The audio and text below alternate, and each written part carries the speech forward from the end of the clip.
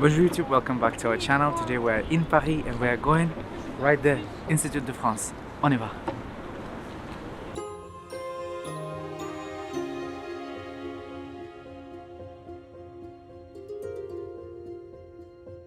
Have you ever wondered what this beautiful dome is right in the center of Paris? Well, this is l'Institut de France, and it's one of the most iconic buildings, not only thanks to its exceptional architecture, but also due to what it houses, and its iconic position directly facing Le Palais du Louvre. We've been trying to come here for a while, and it's finally happening. L'Institut de France is a French institution created in 1795. It brings together the nation's scientific, literary, and artistic elites to work together to perfect their respective fields, to develop independent thinking, and to advise the public authorities. Some call it the Parliament of the learned world, as it regroups 5 academies in its body: l'Académie Française, l'Académie des Inscriptions et Belles-Lettres, l'Académie des Sciences, l'Académie des Beaux-Arts, et l'Académie des Sciences Morales et Politiques. But let's rewind a little to the beginnings of this place, or precisely to the year 1635, when Louis XIII's minister, Cardinal Richelieu, created l'Académie Française, of which he would be the protector. The mission of this academy was specified by the letters patent of the king, to watch over the French language and write its dictionary. Beginning in 1648 until 1671,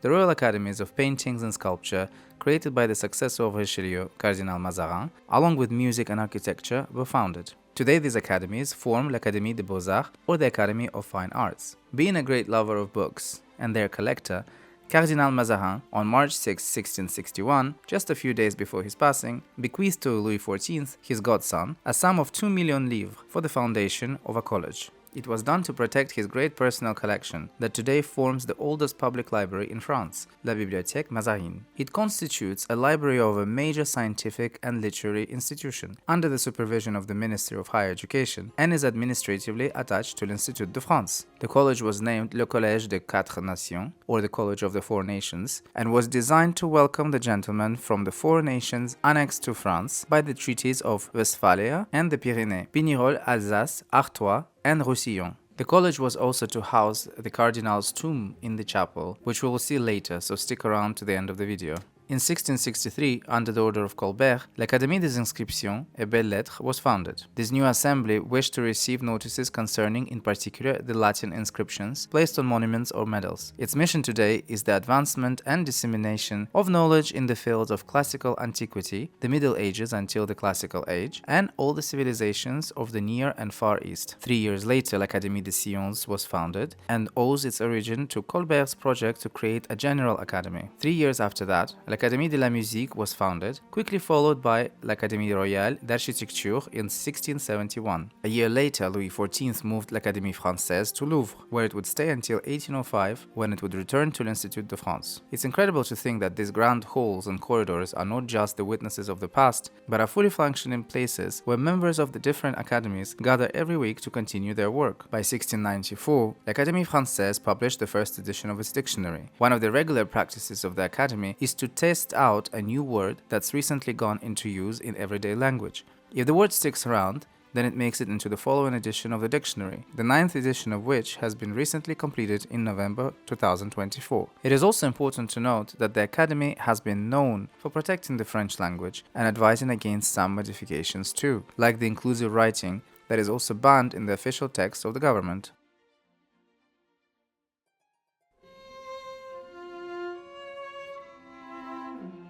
With the arrival of the French Revolution, the academies were dissolved with other royal institutions of the Ancien Régime on August 8, 1793. The convention created the National Institute of Sciences and Arts, to date l'Institut de France, on October 25, 1795, in order to compensate for the need for an assembly of writers, scholars, and artists after the dissolution of the Royal Academies. The institute was then composed of 3 classes: physical and mathematical sciences, literature and fine arts, and for the first time, moral and political sciences. That didn't last too long though, as in 1803, Napoleon removed the latter class. According to him, the members were dreamers, phrasers, metaphysicists, good to throw into the water. However, each of these members was able to integrate into another of the 4 existing sections and continue working at the institute. The year 1816 saw the classes get their name of Academies back, as well as the formation of the Academy of Fine Arts, grouping the Royal Academy of Painting and Sculpture, the Royal Academy of Architecture, and the Royal Academy of Music together. The class of Moral and Political Sciences was then rehabilitated in 1832 under Louis Philippe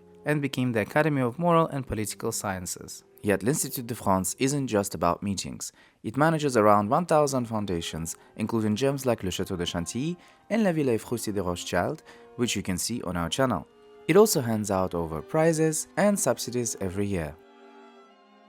Under the dome of the old chapel, the Academy members meet for the official ceremony of the new members, as well as to debate, discuss, and read, occasionally receiving exceptionally high-ranking guests, including the President of the Republic himself. Something else that's exceptional is the dome itself. From the outside, it is perfectly round, yet on the inside, it's oval. The other exceptional piece in this building is the tomb of Mazarin, albeit without his body. Since he died before the chapel was completed, his body was temporarily kept at the Sainte-Chapelle of Château de Vincennes, which you can visit with us via the link in the first comment of this video. Then it was transferred and remained here until the Revolution, where according to some accounts, his remains were thrown into the Seine, while the tomb itself was transferred to a museum until being placed back here in 1964. If you'd like to visit this place yourself, l'Institut de France offers public visits. You can find the link in the description of this video.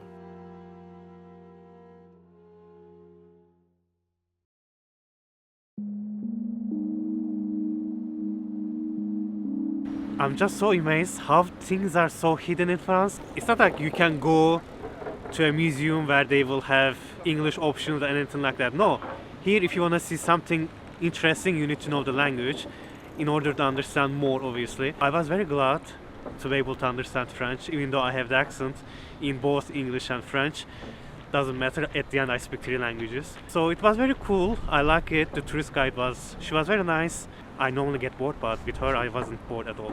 To me it was perfect. As Sinan mentioned, that you really need to look for places, and in order for you to really find something, you gotta look into it. You know, this place, actually they have the free visits, as in free without the guide. We will leave the link below in the video. I think it's only €5 per person. You come here, they give you the guide, I think it's either audio guide or a QR code, I don't remember exactly. Check the website. And you go around and you see it yourself. We were lucky that we went actually with a guide, and she gave us all the information. It's just incredible to see that this place is from the 17th century. It hasn't been damaged. It has been contained and remained and kept the way it is. And last time we tried to go in, that was during the Journée des Patrimoine, and it was impossible. The queue was insane. It was all around the building and then further up. So come here, off season, come here at the time like now, and you will get to see the place. It's beautiful.